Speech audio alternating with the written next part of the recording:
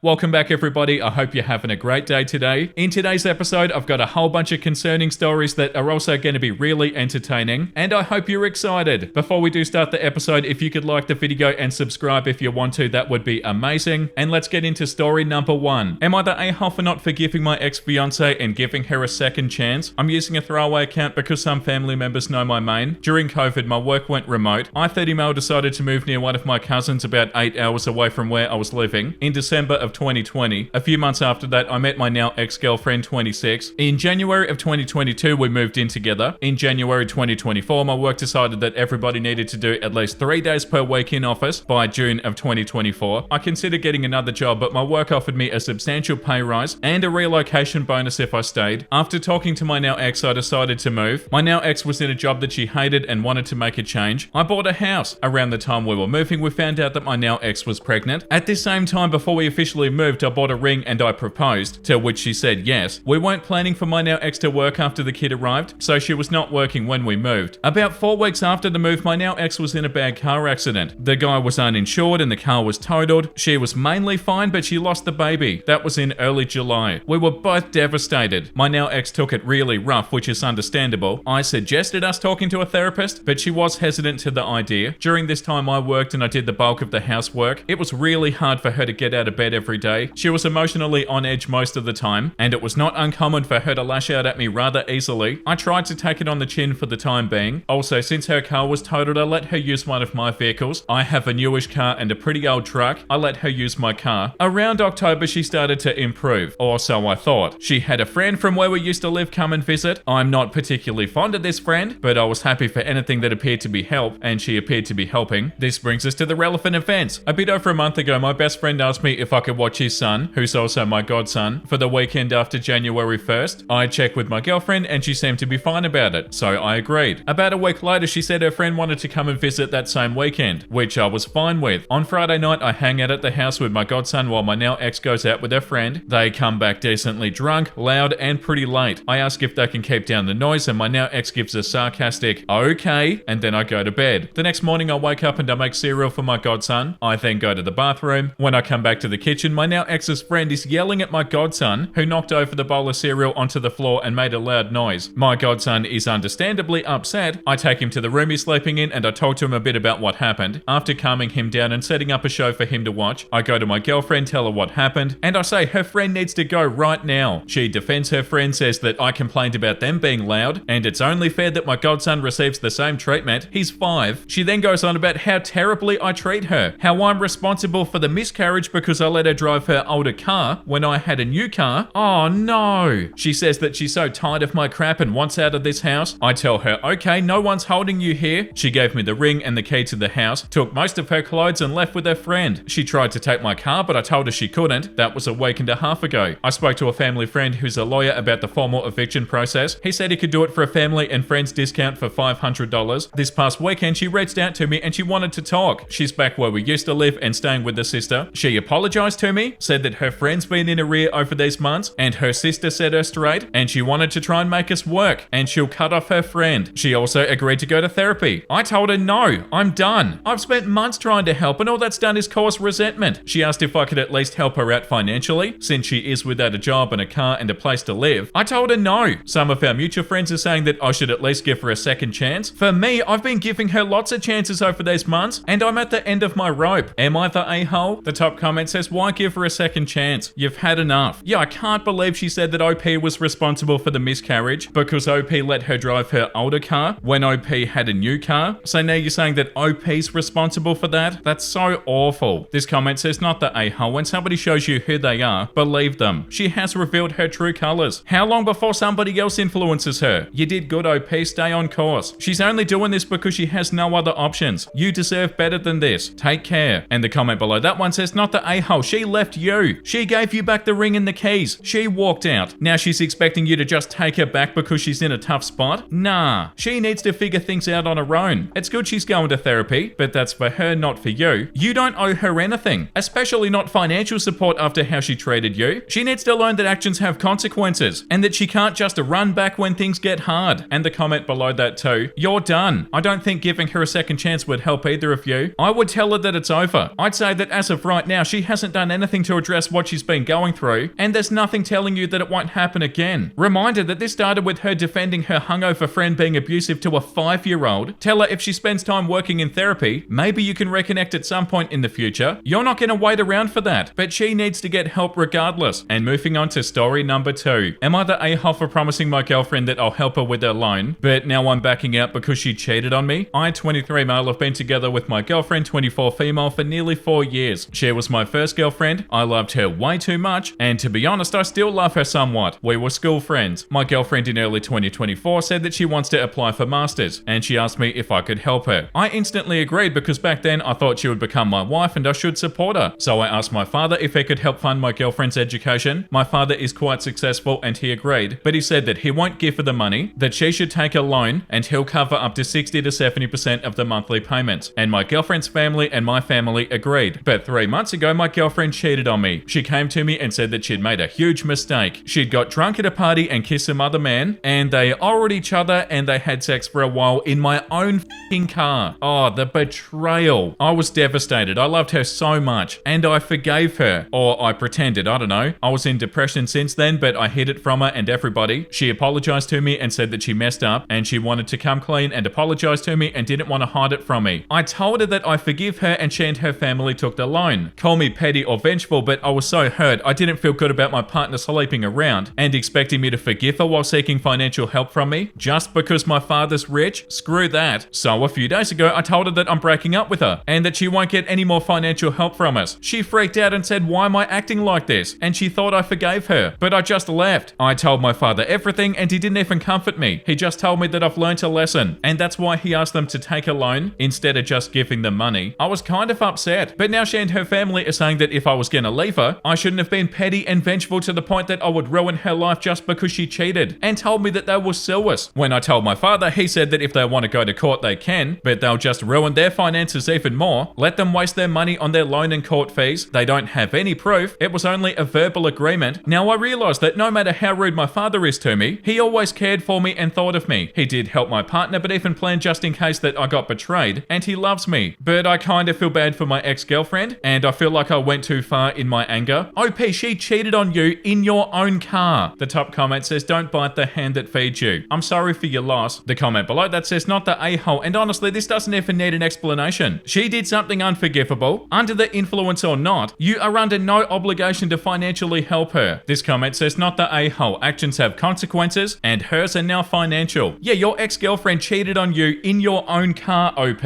You said that you forgave her, but then you realized that you didn't actually forgive her. Like, oh, wait a second. No, I don't forgive you. You were not okay about it, so you broke up with her. But then her and her family getting upset at you because you said that you forgave her and that you'd do the loan, and then you were like, wait a second. No, I don't forgive you. You doing that, OP, doesn't make you the a-hole. She still banged a random guy in your car. She completely betrayed you, OP.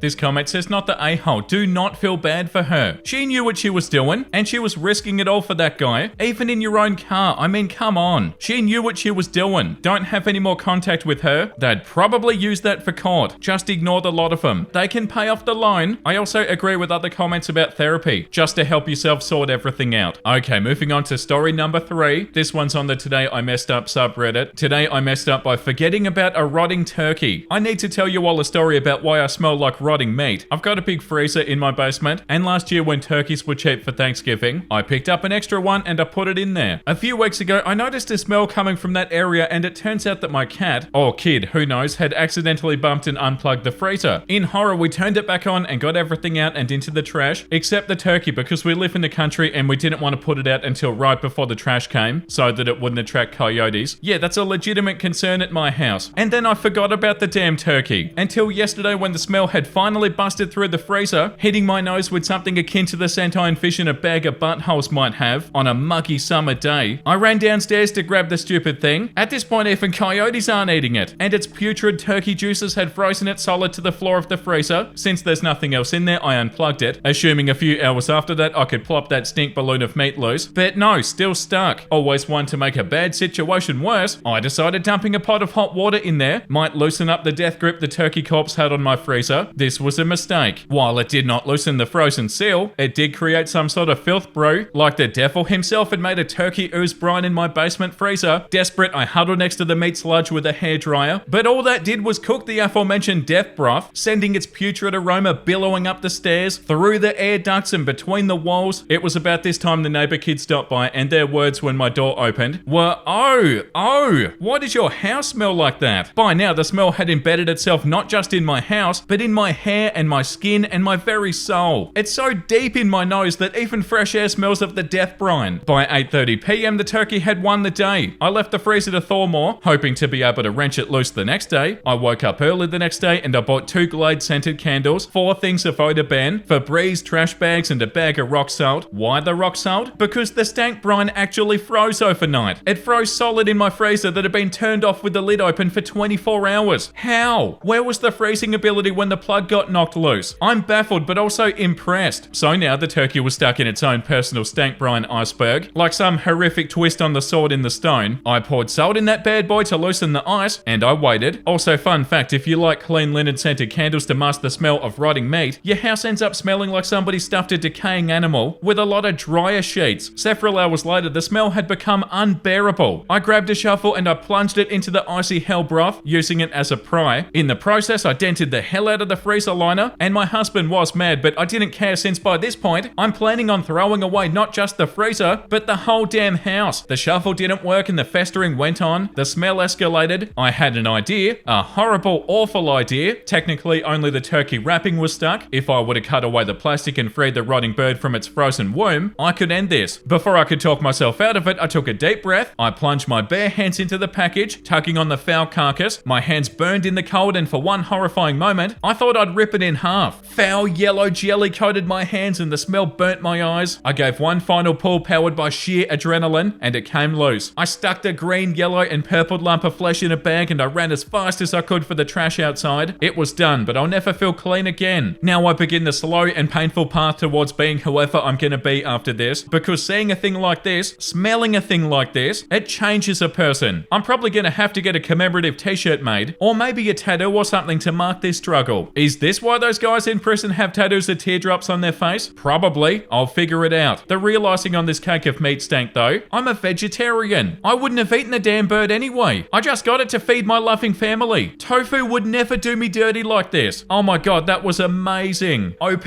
I'm so sorry, but that was so fun to read. I nearly felt like I could smell it. Yeah, like this comment says. I realized halfway in that I was actively avoiding breathing with my nose in some sort of weird sympathetic response. Yeah, that was so gross. And moving on to post number 4. Am I the a-hole for telling my dad that his grief doesn't get to dictate the name that my wife and I choose for our children? My dad and I, 28 male, have a complicated relationship. He divorced from my mum when I was only a baby, and she died when I was young, 5. He was already remarried and had another child when my mum passed away, and I think he expected with time that I would forget about my mum entirely and assimilate into his new family like they were the only one. There was also a big effort to ignore my grief and to expect me to move on as if nothing happened. The only time this was ever truly mentioned was when I was 13 and he sat me down and he asked me to ask his wife if she'd adopt me. He told me that she wanted to adopt me, but didn't want me to get angry at her for asking because I still had a photo of my mum in my bedroom, and I talked about her still. During that little talk, he made a point of saying that his wife had raised me far longer and had done everything a real mother should, so it was time for me to acknowledge her in that role and position in my life and to make it official. When I said no, he had a little tantrum, stomping his feet and pouting before he left the room, and he never mentioned it again, but the strain could be felt. His wife died 3.5 years ago. I was engaged to my wife at the time and we were planning our wedding. 6 months after her death, Dad asked me how I could move forward with the wedding planning. I told him I still wanted to get married. He said that he couldn't understand it, and he thought the wedding would be delayed for years. I told him that wasn't happening. He never said anything about it again, but I now know that he held it all in, and now it's all come to the surface again. My wife is pregnant with our first child, our daughter, and we've agreed to name her after my mum. My wife wanted a nature name, and my mum had a nature name, so it worked out perfect for us. We have not announced this yet. During a family dinner with my side, one of my siblings asked if we had a name yet. I said maybe. We weren't going to say for sure until she was here. My dad said that we all know the baby will be named after his late wife, and there's no point in hiding it. I told him that he didn't know that at all. He lost his temper and told me that if I had any respect for our family, that's what I'd do. He told me that he's grieving, my siblings are grieving, and I should take that into consideration. Yeah, that's a lot coming from somebody who didn't consider OP's grief. I told him that's got nothing to do with what we name our child. He wanted to talk one-on-one, and I agreed to do so. He told me that if I'm hiding the name like that, then I must be naming my daughter after somebody else, probably that woman, and how I was inconsiderate to consider such a thing when his wife had raised me, and his wife had died in the last 4 years. He told me that a good son would take this into consideration and honor the woman his father loved. Oh my god, your dad sucks. The woman who raised him as her very own. I told him that his grief does not get to dictate the name that my wife and I choose for our child. I told him that my grief didn't seem to matter when I was 5, so why was I supposed to put his adult grief first now? I told him there was going to be no more talking about baby names because it was none of his business. He since accused me of invalidating his grief and being insensitive to it. Am I the a-hole? That's what he did to you. Your dad sucks, OP, like the top comment says. Not the a-hole. Your father is extremely self-centered and does not care about anybody's feelings but his own. I highly suggest that you distance yourself from him. And OP said, I'm strongly considering it, given the way the future looks if he is in our life. Yeah, and the comment below that one too, not the a-hole. He never respected your grief, so now you don't respect his grief either. And unlike you, he doesn't deserve any respect. Yeah, your dad is so unbelievably self-centered. I'm so sorry, OP. That's so sad. The comment below that one says, not the a-hole. If somebody called my mother that woman, I would have lost my f***ing shit.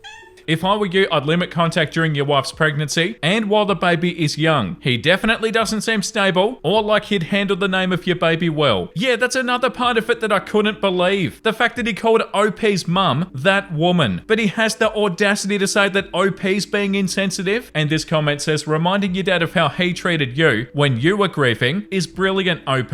He's still grieving 4 years after and expected you to put your life on hold, your wedding, for his grief, but he didn't allow you the same. He forced a new mum onto you and then got mad when you didn't accept it. He's got issues he needs to work on, and I think the fact that he'll have to hear your biological mum's name for the rest of his life is punishment, not the a-hole. And OP said, it's something I tried not to throw at him before because I know not everybody knows what to do, but his insistence that his grief needs to come first has told me that he knew better and just didn't care. He expected me to forget my mum and to not grieve her, probably in part because he didn't care. Yeah, like this comment says too, not the a-hole, but his animosity towards your mum is appalling. It doesn't matter what happened between them that led to divorce or that she died, she's still your mother. And not wanting to erase her is completely natural. And OP said his animosity for her has caused him to be a crappy dad to me at different points in my life, and he can't even see it because his animosity towards her is more important than his love for me. Yeah, your dad sucks, OP. Okay, moving on to story number 5. Am I the a-hole for telling my wife to divorce me because I'm not forcing adoption on my daughter? I'm male 33, have an 8-year-old daughter Ella with my ex, and I have full custody. I'm married to Laura, 30, female, and we have 2 kids together. Ella's mum is a train wreck. Alcohol, drugs, multiple arrests, and a lot of personal issues. She has not seen Ella for around a year now. She did have supervised visits ordered by the court, but she didn't always make those due to hospitalizations and arrests and such. I've been dating Laura since Ella was 2, so she is really familiar to Laura, but she doesn't call her mum and she still loves her mum, and she does wish that her mum would get better and be a real mum to her. I do have her in therapy to help her process everything. Laura knew how things were when we started dating, and she knew how it was when we got married. I always made it clear that my priority was Ella's safety, health, and happiness, and I told her that I understood if it got too much and she didn't want to commit, but she said that she was on board for all of it. Only now she's tired of my ex reappearing every so often, and she wants to adopt Ella so that my ex can't have any access ever again. She does love Ella and sees her as hers as much as mine, but the main reason she's being so forceful is severing my ex's rights will get her out of the picture until Ella's 18 and chooses to look for her mum on her own. Laura says that's what's best for her and for all of us. But Ella doesn't want to be adopted by Laura. Even if her mum never gets any better, she doesn't want to be adopted. I respect this and I won't force it. But Laura's not happy. She said that we've got the other 2 kids to think of as well, and how Ella might pull away from us if her mum causes more trouble in the future. She might choose her over us. I said that that could happen even if she does adopt her. And I said it will definitely happen if we force this. Laura and I have discussed this numerous times now, and she told me that she doesn't see our marriage surviving if I won't talk Ella around or let her do it, or get a therapist who will. She said that she will not keep on being just the stepmom when Ella's mum won't put her first while she has been, and she doesn't get the benefit of legal stability of adoption. She said that I only had 2 options, and I needed to decide which I wanted. I told her to divorce me then, because I'm not forcing the adoption on Ella. Laura did not expect my answer, and she told me that she thought I'd offer to speak to Ella more, that I clearly don't care about our marriage, marriage? I said I do, but she gave me 2 options, and one option was never happening. And I can't control if she divorces me for it. Am I the a-hole? The top comment says, not the a-hole. You're putting Ella's feelings first, which is what a good parent should do. She's been through enough, and forcing an adoption that she doesn't want would only hurt her more. Laura's frustration is understandable. She loves Ella and wants legal security, but pushing this against Ella's will is not fair. You were upfront from the start about your priorities, and now she's giving you ultimatums. You didn't choose divorce, she did by making it the only other option. If she can't accept that Ella's feelings matter most, that's on her. The second top comment says, the danger with giving ultimatums is that sometimes the person chooses the option that you didn't want, not the a-hole. The comment below that says, exactly. Laura gave OP 2 options and was surprised when he didn't cave. Messed around and found out. The comment below that one says, I can understand Laura's point of view too. If something happened to OP, she has no rights to the little girl that she raised and loves. Her train wreck of a mum may take her away, and there's nothing Laura's going to be able to do except worry. As for Ella, I understand where she's coming from too. She's young and she wants her own mum. Hope's a terrible thing here because it's keeping alive the hope that her mum's going to get better and she'll experience what it means to have 2 functioning biological parents. Maybe OP can explore the options of legal guardianship for Laura. If she's secure in knowing that Ella will be safe should something happen to OP, then maybe she'll drop the hard adoption stance. And also maybe Ella will find one of these suggestions acceptable. And the comment below that one says, I completely and full-heartedly agree that Laura didn't start with malicious intent. She loves Ella and she genuinely might be thinking of losing her legally, but then she has to find other options, like you suggested when Ella didn't want to get adopted. She can't immediately drop divorce in the conversation. I mean, OP could also come up with options besides adoption and should not have dismissed Laura's genuine concerns, but that's not to say that Ella should be forced to make a decision. Okay, moving on to post number 6. This one's on Today I Messed Up. Today I messed up by creating an alter ego as a bit, and this alter ego now shows up on my credit report and my background check. So this was not today, but today was the day that I realized how extensive the issue is. To back up about 10 years, I created this fake persona as a joke to mess with my boss at the time, who had a good sense of humor, but was insanely gullible. He was frantically trying to hire for a sales position and wasn't getting any applicants, and he said I'd hire just about anybody right now. So I said, okay. I created this ridiculously outlandish but believable resume with a bunch of funny titles and job responsibilities for this southern redneck named Ricky, who was the assistant to the VP of local janitorial operations at Chuck E. Cheese and was a semi-retired rock star and an ex-pit stop mechanic for Dale back in the day. I created a whole crazy backstory on a cover letter and I applied for the job, but I made it sound almost believable. I even went as far to trim my beard down to a Hulk Hogan stash, and I've got a mullet wig that I used for a Joe Dirt costume in middle school. And I sent him an email a few days after applying with a really cringe candid headshot that my girlfriend at the time took and sent it to him. In the emails I told him that I was going to roll up to the office soon on the spot for an interview because he would have been stupid not to hire me. He had no idea that it was me. So I started messing with him even more, calling his office phone, doing my deep southern accent. Not hard because I grew up in the South and I do have an accent in me. So I pretty much dropped my voice an octave and do a Blake Shelton impression. And I was telling him that I was ready to work, and he was mildly concerned that this weirdo was going to show up one day. I told absolutely nobody I was doing this, and I was dying hearing him talk about this weird dude who keeps calling him. Then on a Friday before a holiday, I came into the office with the wig and the stash and the jean jacket, my boots and an Ozzy Osbourne shirt that I found at Goodwill, and I kept in character for most of the day. Best work day ever. The rest of the company found out about this and thought it was the funniest thing ever, as did my friends and family, so it became kind of a bit and evolved into this redneck alter ego thing. We had this office that was repurposed as a storage room that nobody went into, and they put a nameplate on the door for Ricky, and from what I understand, that was Ricky's office for several years after I left. From there, I created a Facebook page, a LinkedIn, Instagram, YouTube, all over a period of several years. I'd post stupid crap here and there like crazy redneck stories he had in horrendous grammar, random YouTube videos and random stuff. It's become like a lore at this point, and I've kept it going because I've had fun with it. My friends will contact me and say, what's old Slick Rick been getting up to these days? And I got really proficient at Photoshop. So I'd put him into pictures and create a funny backstory as to how we got there. He'll absolutely be in attendance front row the inauguration in a few days, and I've put a couple of songs in his voice where I play the guitar really bad, and I did a diss track a few months ago. I learned how to play guitar decently so that I could intentionally do it poorly. It's been a really good way for me to connect with a lot of my friends in different places that I don't see very often, and it makes me happy that I know it makes them smile. It got to a point where it started to overlap, and I let the hillbilly hellraiser energy carry over into my daily life a little bit, and I can flip the accent on and off. I work as a sales director in a leadership position at a software company now, and that can be pretty high stress sometimes, so it's almost like an outlet where I can tune down my IQ a lot lot and do stupid crap and not take life so serious. There's nothing wrong with bringing a little bit of laughter into people's lives, and I still think it's hilarious making stuff up for it. His slogan is mopping floors, drinking cores. I bought a C8 Corvette a few years ago, and I really played into the trailer park Ferrari jokes. It makes me really happy that this stupid ass bit brings laughter into the lives of people that I care about an entire decade later, and I cackle when I create stupid ass scenarios and post for him. I'll go look at them sometimes and I'm like, how the f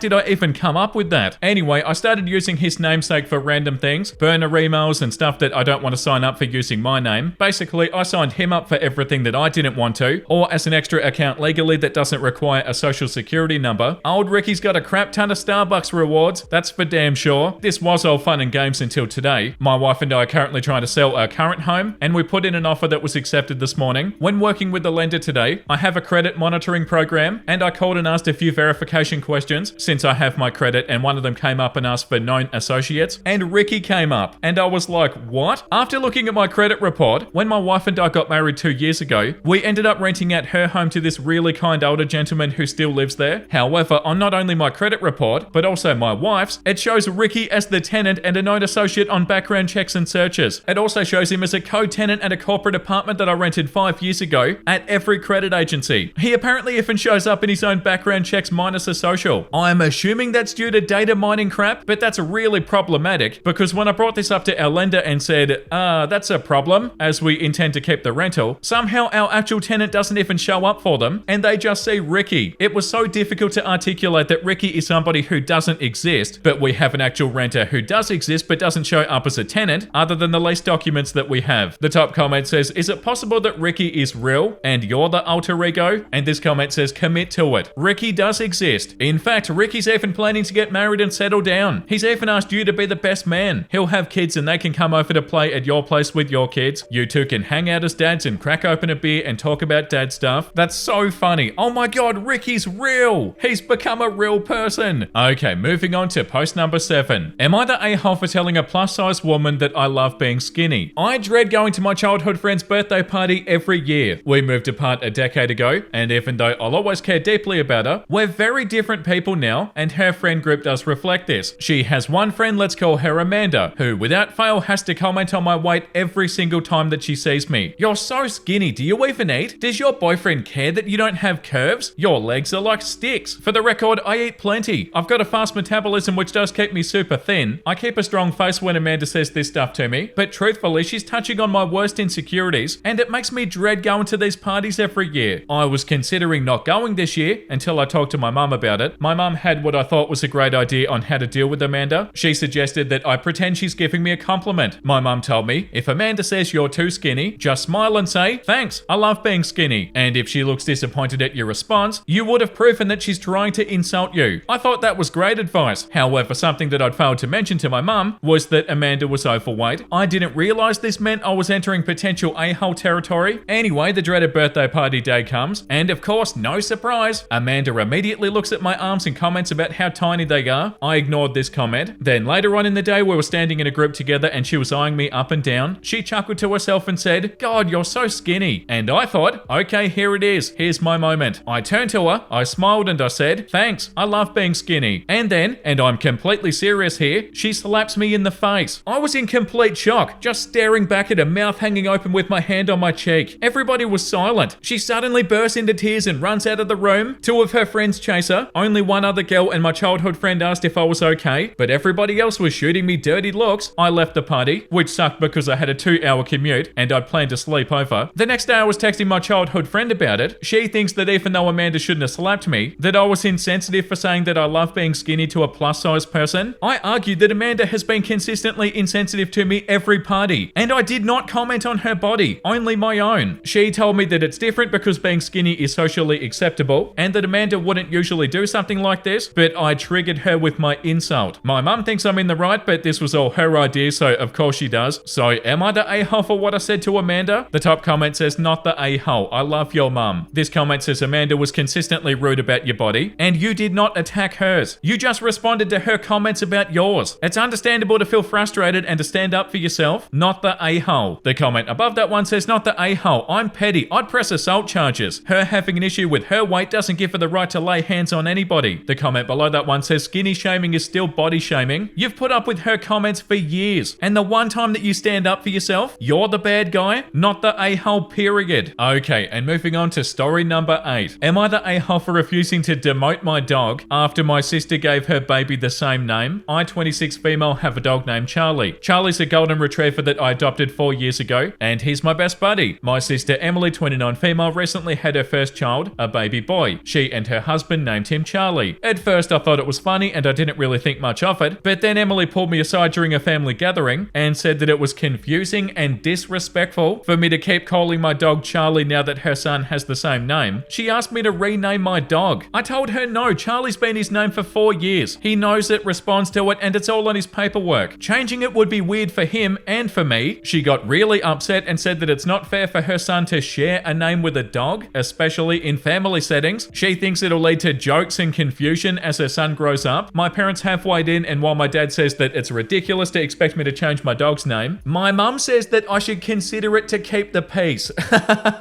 Oh, get out of here. Now Emily's barely speaking to me, and a few family members think that I'm being stubborn. Wow. I've got no idea how I'm in the wrong here. The world's gone crazy. I love my dog, and I didn't name him to spite anybody. I also think it's not my fault that they chose a name already in use in the family. Am I the a-hole? This comment says suggest that she changes her son's name to Spot or Rover. The comment below that says adopt a second dog. Name it Emily. This comment says your dog was Charlie first. I would never change the name. And if dear sis keeps on giving too much grief, I'd start telling people at gatherings that sis named nephew after your doggo. And this comment too, if Emily's barely speaking to you, then the problem solves itself. Like, oh, you should consider it to keep the peace. Like, shut up. No, don't keep the peace. God, that's so annoying. Yeah, that's enough for today. We need to read something wholesome. My husband and I met at a bar over 5 years ago. One of my Christmas gifts was the exact table that he spoke to me at for the first time ever. He bought it from the bar owner, along with another table, and he's going to turn them into nightstands for our bedroom. That is so beautiful. Oh, that's so cute. I love that so much. Like, he didn't need to do that, but he did, and that's so unbelievably cute. Thank you for watching, guys. I hope you had a great time today. If you did, make sure you like the video and subscribe if you want to. And the comment of the day goes to Evan. We need a Never Keep the Peace t-shirt. Evan, that is an absolutely genius idea. We do need a Never Keep the Peace t-shirt. That's an amazing idea. And thank you for commenting that. That was such a fun episode, and I hope you guys had a great time today. And I'm out of here. Make sure you look after yourself and make sure you have a beautiful, amazing rest of your day. And I'll see you in the next episode. Bye!